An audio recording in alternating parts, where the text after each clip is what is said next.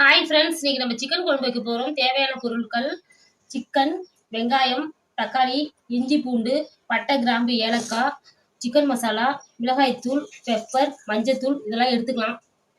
அடுப்பில் வானல் வச்சு எண்ணெய் ஊற்றிக்கலாம். சோம்பு போட்டுக்கலாம். சோம்பு நல்லா பொரிய விட்டாச்சு. பட்டை, கிராம்பு, ஏலக்காய் போட்டுக்கலாம். கட் பண்ணி வச்சுருக்க வெங்காயத்தை சேர்த்துக்கலாம். நல்லா கிளறி விட்டுக்கலாம். வெங்காயம் நல்லா வதங்கிடுச்சு. நம்ம கட் பண்ணி வச்சுருக்க தக்காளியை சேர்த்துக்கலாம். நல்லா மிக்ஸ் பண்ணி விட்டுக்கலாம். வெங்காயம் தக்காளி வதங்கிறதுக்கு நம்ம உப்பு சேர்த்து மிக்ஸ் பண்ணி விட்டுக்கலாம்.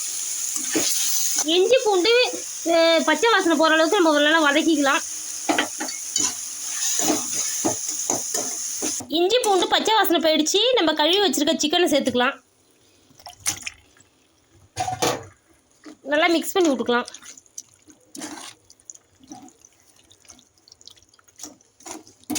மிளகாய்த்தூள், மஞ்சத்தூள், பெப்பர் இதெல்லாம் நம்ம எல்லாம் சிக்கன் மசாலா எல்லாம் ஒன்றா சேர்த்து மிக்ஸ் பண்ணிக்கலாம்.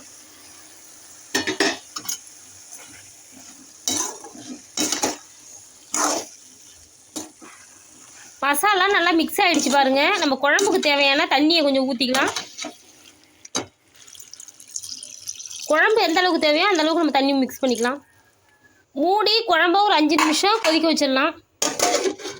குழம்பு கொதிச்சிட்டான்னு திறந்து பார்த்துடலாம்.